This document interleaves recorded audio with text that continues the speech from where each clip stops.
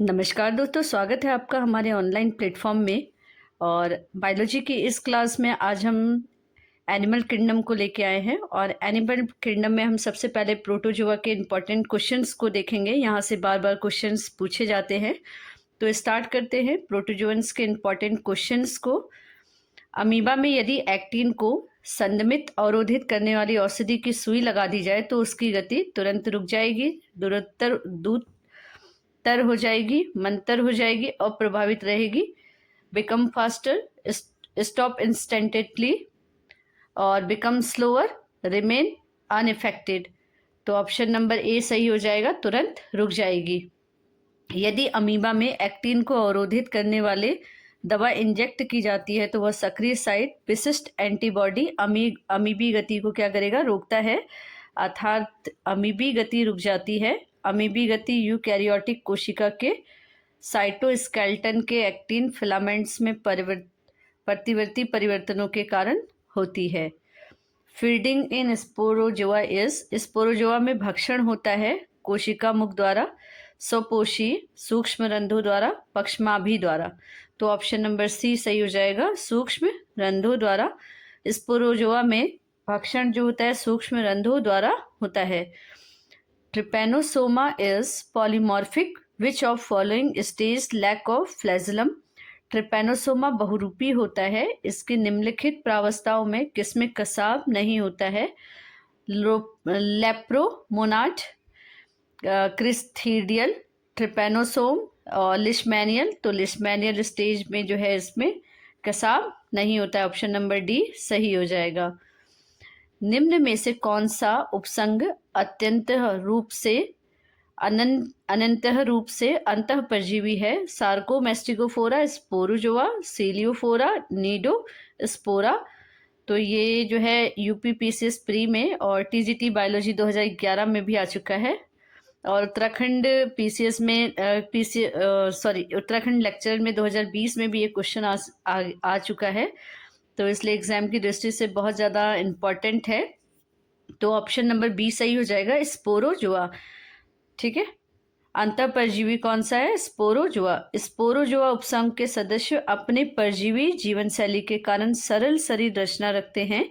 इस उपसंघ के सभी सदस्य अंतः परजीवी और रोगजनक होते हैं, अर्थात स्पोरोजोआ प्रोटोजोआ एक उपसंघ है या उपवर्ग है, केवल आंतरिक परजीवी शामिल होते हैं, और परजीवी जीवन के कारण चलन और भोजन ग्रहण करने वाली उप संरचनाएं इसमें अनुपस्थित होती हैं। स्पोरोजोआ आमतौर पर अलैंगिक और लैंगिक प्रजनन के बीच पीढ़ी का प्रत्यावर्तन दर्शाते हैं। कुछ प्रोटोजोआ जैसे प्लाज्मोडियम को स्पोरोजोअन कहा जाता है। Morphologically Entamoeba histolytica occur in how many distinct forms. संरचना के अनुसार एंटमीबा हिस्टोलिका कितने पृथक रूपों में मिलता है, 2, 3, 4, 5। ऑप्शन नंबर बी सही हो जाएगा, 3 रूपों में। संरचना के अनुसार एंटमीबा हिस्टोलिका 3 पृथक रूपों में मिलता है। एंटमीबा हिस्टोलिका एक अवायवी अमीबी परजीवी है जो एंटमीबा जीनस का हिस्सा है। यह आंतों के अमीबियासिस के साथ साथ आंतरिक आंतों का प्रस्फुटन के कारण बनता है। इसके 3 पृथक रूप हैं, ट्रोफोजोइक, प्रीसिस्ट और सिस्ट। ट्रोफोजोइक एंटमीबा हिस्टोलिका परजीवी के बढ़ने की अवस्था है। प्रीसिस्ट ट्रोफोजोइट और सिस्ट के बीच का मध्यवर्ती चरण है। सिस्ट एंटमीबा हिस्टोलिका परजीवी का संक्रामक रूप है। उसके बाद क्वेश्चन नंबर 6 को देखेंगे। Locomotory organelles are absent in the class. वर्ग में चलन कोशिकांक अनुपस्थित होता है। Sporozoa, ciliata, rhizopoda, flagellate. Option number A सही हो जाएगा, स्पोरोजोआ। स्पोरोजोआ वर्ग में चलन कोशिकांग अनुपस्थित होता है क्योंकि ये एक परजीवी वर्ग होता है जो अपना भोजन जीव के शरीर के आंतरिक भाग से ग्रहण करता है, तथा स्पोरोजोआ संघ प्रोटोजोआ का एक वर्ग है जिसमें केवल आंतरिक परजीवी सम्मिलित होते हैं। Which among the following disease is cause by protozoa. निम्नलिखित में से कौन सा रोग प्रोटोजोआ के कारण होता है। निमोनिया, मलेरिया, सामान्य जुखाम, टाइफाइड। तो ऑप्शन नंबर बी जो है सही हो जाएगा। मलेरिया प्लाज्मोडियम जाति के कारण होता है। मनुष्य में 4 प्रोटोजोआ प्रजातियां मलेरिया बीमारी का कारण बनती हैं। Plasmodium falciparum, plasmodium vivax, plasmodium ovale और प्लाज्मोडियम मलेरिया। मलेरिया रोग मच्छर से संक्रमित होता है जो एनाफ्लीज मादर मच्छरों द्वारा फैलता है। तो which among of the following protozoan is not an example of endoparasite? निम्नलिखित में से कौन सा प्रोटोजोआ अंतः परजीवी का उदाहरण नहीं है? Trichomonas टेनेक्स, Plasmodium vivax, Leishmania donovani और हाइड्रोमीबा हाइड्रोक्सेना। तो ये हो जाएगा हाइड्रोक्सेना। हाइड्रामीबा हाइड्रोक्सेना अंतः परजीवी प्रोटोजोआ का उदाहरण नहीं है। यह एक हाइड्रा के बाह्य परजीवी होते हैं और एपिडर्मल कोशिकाओं पर भोजन प्राप्त करते रहते हैं। प्लाज्मोडियम वाइवेक्स मलेरिया रोग का रोग कारक है और यह एक अंतः परजीवी है। मनुष्य की रक्त कोशिकाओं के भीतर ये रहता है। ट्राइकोमोनास टेनेक्स को मोगुआ के अवायवी अंतः परजीवी के रूप में जाना जाता है। लिस्मैनिया डोनोवानी एक प्रोटोजोन अंतः परजीवी है जो मनुष्य के रेटिकुलर एंडोथेलियल सिस्टम की कोशिकाओं में रहता है, जिससे काला अजर या आंत का लिशमैनियासिस होता है। अमीबा के स्यूडोपोडियम को काचाब गोपक का निर्माण होता है एक्टोप्लाज्म से, मीजोप्लाज्म से, एंडोप्लाज्म से, सभी से। तो ऑप्शन नंबर ए हो जाएगा एक्टोप्लाज्म से। अमीबा के स्यूडोपोडियम के कचाब गोपक का निर्माण एक्टोप्लाज्म से होता है। अमीबा में लोकोमोशन के दौरान कोशिका का प्रमुख किनारा लीडिंग एड्स पारदर्शी हाइपोप्लाज्म का एक क्षेत्र दिखाता है जो पानी की तरह साफ दिखता है। यह एक माइक्रोप्लाज्म का हाइड्रोजन क्लेसन बनाता है जिसे आमतौर पर हाइलिन कैप कहा जाता है। अमीबा की संकुचन से लितिका के लिए सत्य कथन है। इसमें सिस्टोल धीरे धीरे, डायस्टोल अचानक होता है। इसमें सिस्टोल अचानक, डायस्टोल धीरे धीरे होता है। इनमें सिस्टोल डायसोल दोनों अचानक होता है। इनमें सिस्टोल और डायसोल दोनों धीरे धीरे होता है। तो ऑप्शन नंबर बी जो है सही हो जाएगा। इनमें सिस्टोल अचानक और डायस्टोल धीरे धीरे होता है।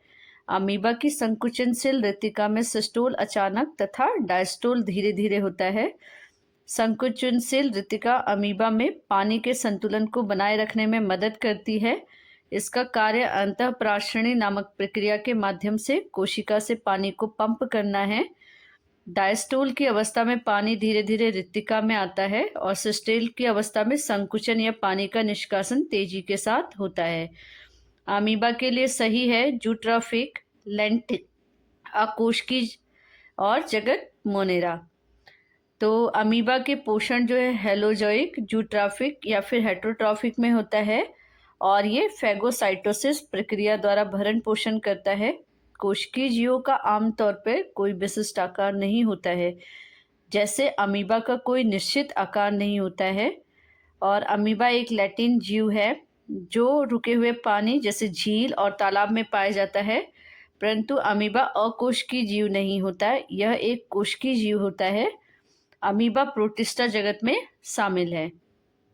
विखंडन जो प्रजनन की एक विधि है सामान्यतः निम्न में से किस में पाई जाती है? प्रोटोजोआ में, हेलमिंथस में, एनिलिड में, उपयुक्त सभी में। तो विखंडन की जो प्रजनन विधि है वो सिर्फ प्रोटोजोअन्स में पाई जाती है। निम्नलिखित में से कौन सा मानव परजीवी प्रोटोजोआ मनुष्य के मुख में पाया जाता है और मशहूरों को क्षति पहुंचाता है? तो एंटमीबा जिंजीवैलिस, एंटमीबा कोलोय, एंटमीबा हिस्टोलिका और जियार्डिन इंटेस्टाइनालिस। तो एंटमीबा जिंजीवैलिस जो है दांतों में सड़न फैलाता है जिससे मुंह से बदबू आने लगती है और पायरिया रोग हो जाता है। तो एंटमीबा जिंजीवैलिस आमतौर पे मानव के मुख के दांतों और मसूड़ों के आसपास ऊतकों में पाया जाता है। कभी कभी टॉन्सिल में भी होता है। यह एक रोगजनक परजीवी है। अपने भोजन को मुंह की उपकला ऊतकों से खाद्य मलबे या बैक्टीरिया आदि द्वारा प्राप्त करते हैं तथा मसूड़ों को क्षति पहुंचाते हैं, जिसे पायरिया रोग भी कहते हैं। निम्नलिखित में से कौन रोग प्रोटोजोआ जीवाणु या विषाणु से इसी क्रम में होता है? मलेरिया, गलसुआ, तद्रिक ज्वर, अमीबियोसिस, पोलियो, टेटनस, निद्रा रोग, डिप्थीरिया, यकृत शोथ, पीत ज्वर, सिफिलिस, इन्फ्लुएंजा। तो ऑप्शन नंबर सी सही हो जाएगा। निद्रा रोग, डिप्थीरिया तथा यकृत शोथ, पीत, sleeping sickness, diphtheria and hepatitis B. निद्रा रोग जो है डिप्थीरिया और यकृत शोथ बी रोग क्रमशः प्रोटोजोआ जीवाणु तथा विषाणु के कारण होता है। स्लीपी सिकनेस जो है वो प्रोटोजोअन्स के कारण होता है। डिप्थीरिया जो है बैक्टीरिया के कारण होता है और हेपेटाइटिस बी जो है वो वायरस के कारण होता है। सोने की बीमारी ट्रिपैनोसोमा नामक प्रोटोजोअन के कारण होता है और यह रोग सीसी नामक मक्खी द्वारा फैलता है। इसमें रोगी को बहुत नींद आती है तथा बुखार होता है। और डिप्थीरिया रोग कॉरिन बैक्टीरियम डिप्थीरियाई नामक जीवाणु से होता है। ये जीवाणु गले में एक धूसर झिल्ली बनाकर श्वास नलिका को रुद्ध कर देते हैं तथा व्यक्ति को तेज बुखार होता है। इसमें बचाव के लिए बच्चों को डीपीटी नामक टीका लगवाना चाहिए। यकृत शोथ रोग यकृत को प्रभावित करता है जो हेपेटाइटिस बी नामक विषाणु के संक्रमण से होता है। प्रोटोजोअन के वर्गीकरण का आधार है पोषण, प्रचलन क्रियाविधि, केंद्रक, प्रजनन। तो ये हो जाएगा प्रचलन क्रियाविधि, मोड ऑफ लोकोमोशन। प्रोटोजोआ के वर्गीकरण का प्रमुख आधार उनकी प्रचलन क्रियाविधि है जिसके आधार पर इनको 4 वर्गों में विभाजित किया गया है। मेस्टिगोफोरा या फिर फ्लैजिलेटा, सार्कोडेना, स्पोरोजोआ, सिलिएटा। चागा बीमारी, chagas disease is caused by trypanosoma gambiense द्वारा, ट्रिपैनोसोमा रेडियंस द्वारा, ट्रिपैनोसोमा ब्रूसी द्वारा, ट्रिपैनोसोमा क्रूजी द्वारा। तो ऑप्शन नंबर डी हो जाएगा ट्रिपैनोसोमा क्रूजी द्वारा। चागा बीमारी अमेरिकी ट्रिपैनोसोमियासिस प्रोटोजोआ ट्रिपैनोसोमा क्रूजी से होने वाला एक उष्णकटिबंधीय परजीवी रोग है। यह परजीवी ट्राइनोमाइन बग के मल में पाया जाता है और यह रोग किसी को भी संक्रमित कर सकता है। यह एक गंभीर हृदय एवं पाचन समस्याओं का कारण बन सकता है। लोआ लोआ द्वारा संचारित संक्रमण का संवाहक होता है क्राइसॉप्स प्रजाति, एनाफ्लीस प्रजाति, क्यूएलेक्स प्रजाति, मॉस्का डोमेस्टिका प्रजाति। तो लोआ लोआ जो है वो क्राइसॉप्स प्रजाति के द्वारा होता है। लोआ लोआ हेलमिंथन द्वारा संचरित संक्रमण का एक संवाहक क्राइसॉप्स प्रजाति की मक्खी द्वारा होता है। लोआ लोआ संक्रमण क्राइसॉप्स जीनस की डियर फ्लाई द्वारा संचारित होता है। लॉयसिस चमड़े के नीचे और सब कोसल उतक की एक बीमारी होती है जो कि हेलमिंथ लोआ लोआ के संक्रमण के कारण होती है जिसे अफ्रीकी वर्ग भी कहा जाता है। लोआ लोआ मध्य और पश्चिमी अफ्रीका के एंडेमिक है जहां से यह जीनस क्राइसॉप्स की मक्खियों द्वारा संचरित होता है। अमीबा में पोषण का माध्यम है सैप्रोजोइक मृतोपजीवी, होलोफाइटिक पूर्णभोजी पादप, कोप्रोजोइक, होलोजोइक संभोजी जंतु। तो ऑप्शन नंबर डी सही हो जाएगा, होलोजोइक संभोजी जंतु। अमीबा में पोषण का उत्तक माध्यम होलोजोइक पोषण होता है। इसमें पोषण की प्रक्रिया खाद्य पदार्थों के एब्जॉर्प्शन द्वारा होती है। इस प्रक्रिया में खाद्य पदार्थ को पोषण तत्व को सीधे इनकी कोशिकाओं द्वारा सोख लिया जाता है और इसे जंतु संभोजी पोषण भी कहते हैं। Sol gel theory to explain locomotion in amoeba was propounded by. Amoeba में गतिशीलता की व्याख्या करने हेतु किसने सोल जेल सिद्धांत दिया है? डेलिगर ने, मस्ट एंड पेंटिन, हाइमन ने, सलार्ड ने। तो ऑप्शन नंबर सी हो जाएगा, हाइमन ने। अमीबा में गतिशीलता की व्याख्या करने हेतु सोल जेल सिद्धांत किसने दिया है? हाइमन ने। तो अमीबा में गतिशीलता को समझाने के लिए सोल जेल सिद्धांत हाइमन द्वारा दिया गया था। यह सिद्धांत मास्ट पेंटिंग द्वारा अपनाया गया और यह सिद्धांत प्रोटोप्लाज्म के सोल जेल अवस्था के उत्क्रमणीय परिवर्तन पर आधारित है। इस सिद्धांत को अमीबा की गति की व्याख्या करने के लिए सबसे अच्छा सिद्धांत माना जाता है। निम्नलिखित में से कौन से प्रोटोजोआ समूह के कंकाल तलचट्टी चट्टानों का एक महत्वपूर्ण घटक है? केवल फोरामिनिफेरा, केवल हेलियोजोआ केवल रेडियोलेरिया या सभी? तो ऑप्शन नंबर डी सही हो जाएगा, सभी। फोरानिफेरा, फोरामिनीफेरा और हेलियोजोआ, रेडियोलेरिया, ये सारे क्या है? प्रोटोजोआ समूह के कंकाल की तलचट्टी चट्टानों का एक महत्वपूर्ण घटक है। तो आज के लिए इतना ही। वीडियो को ज़्यादा से ज़्यादा लाइक करिए, शेयर करिए और कमेंट बॉक्स में कमेंट करके ज़रूर बताइए कि वीडियो आपको कैसी लगी। धन्यवाद।